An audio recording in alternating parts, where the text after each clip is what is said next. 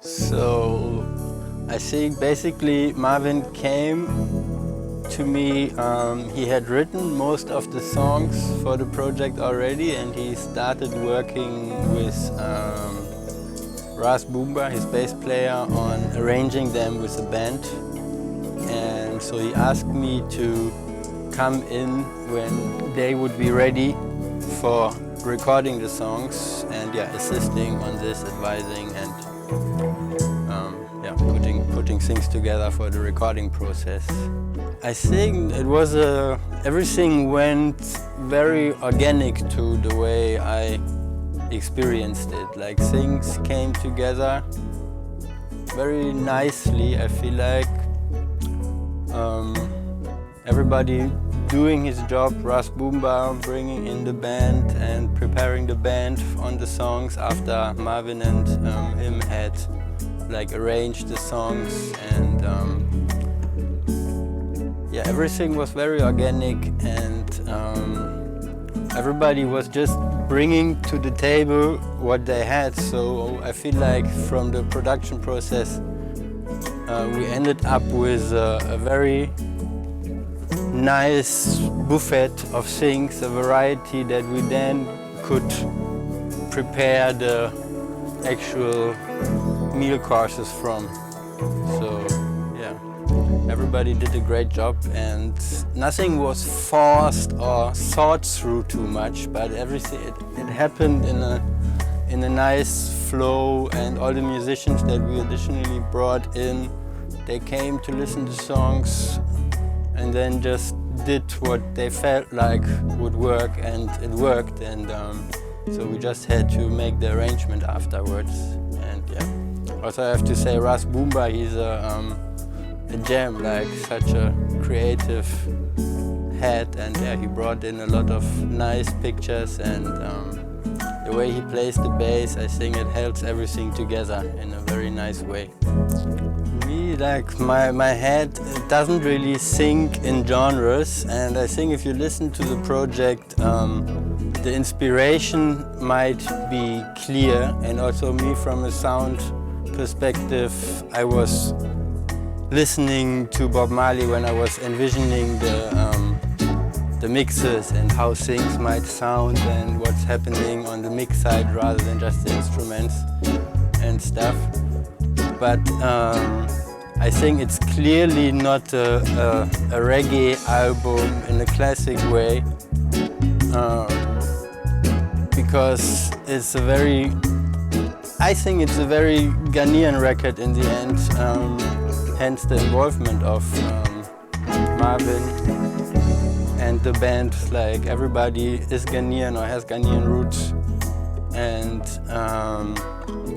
so to me it's more, you hear the playfulness. I feel like Ghanaian music is very playful. It's like a football team with 10 strikers, kind of. Everybody has their tricks and ways, and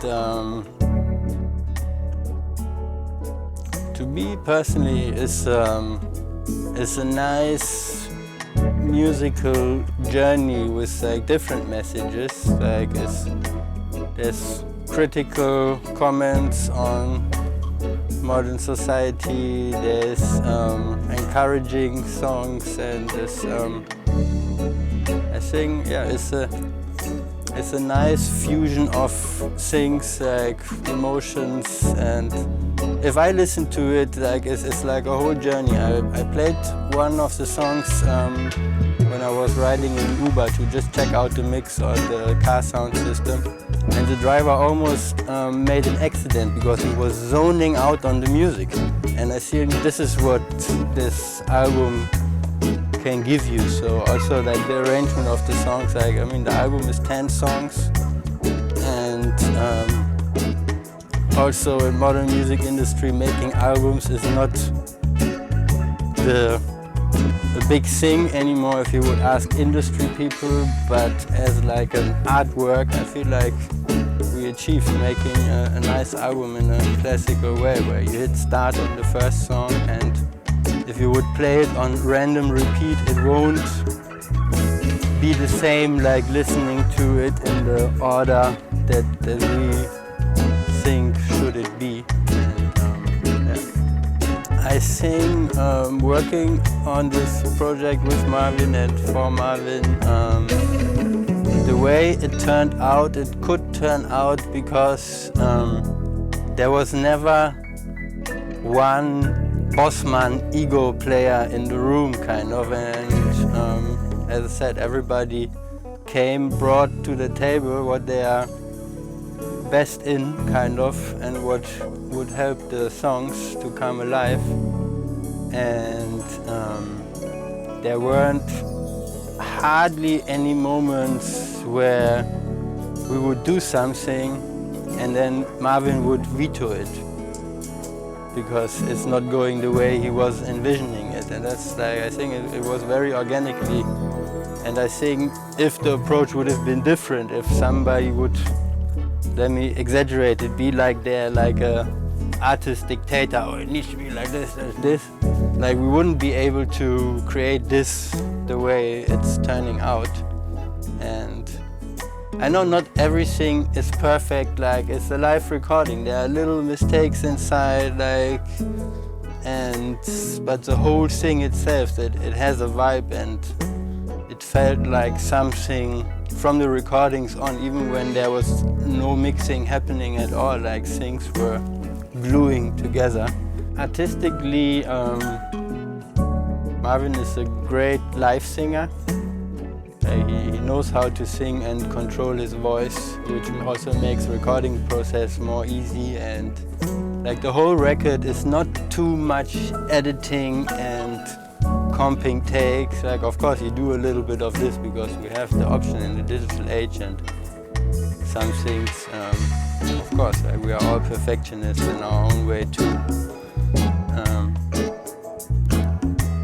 So, yeah, artistically, I think he's just like a great live singer, and I feel like whenever people are listening, he's even singing better than when he has to record something.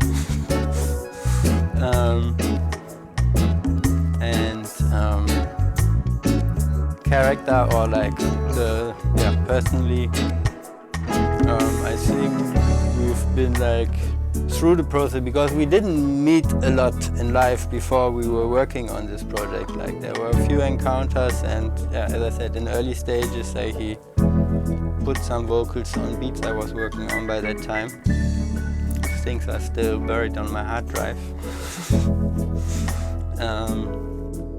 And so also this was like an organic process, and also a very mutual supportive process, and that's what I feel like is how